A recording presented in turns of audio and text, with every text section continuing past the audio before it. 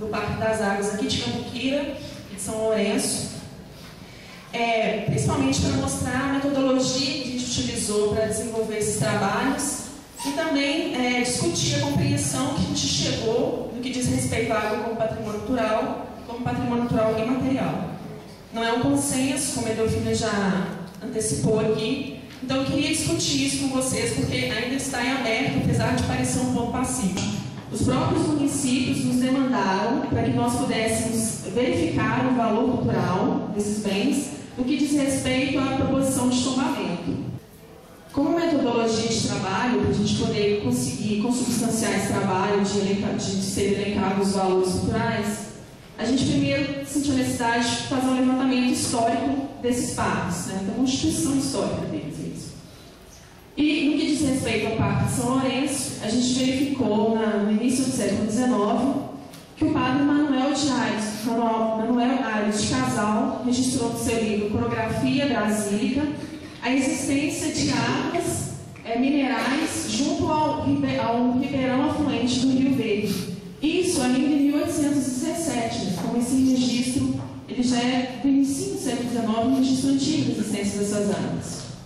E posteriormente, o antropólogo Francisco Viana descobriu nas terras de seu pai, José Francisco Viana, uma nascente de água que fervia e que tinha um sabor diferente, segundo as palavras dele, registradas. Já em 1884 existiam abrigos que as pessoas se locomoviam, se dirigiam até São Lourenço para fazer o uso dessas águas. Então, já no século XIX existe um registro da utilização das águas minerais de São Lourenço. Em 1890, as terras foram adquiridas pelo comendador Saturnino Bernardo Saturnino da Veiga, que constituiu a Companhia das Águas Minerais. Em 10 de agosto de 1892, foi inaugurada a primeira fonte captada, que era a fonte gasosa. Eu pulei, mas nesse período que o Bernardo, o comendador, adquiriu as terras, que ele constituiu a companhia, alguns engenheiros foram responsáveis pela captação das fontes, entre eles o Alfredo Capelage de Luzberg. E posteriormente outros engenheiros se envolveram também, e o professor Alfredo da Escola de Minas de Ouro Preto, ele foi responsável pela análise dessas áreas. Então aí a foto, o registro fotográfico do Bernardo Saturnino, comendador, e do engenheiro Alfredo Capelage. Posteriormente, a companhia foi assumida por outras pessoas, isso foi acontecendo ao longo do tempo, até chegar na Nestlé, no grupo PRE, depois a Nestlé.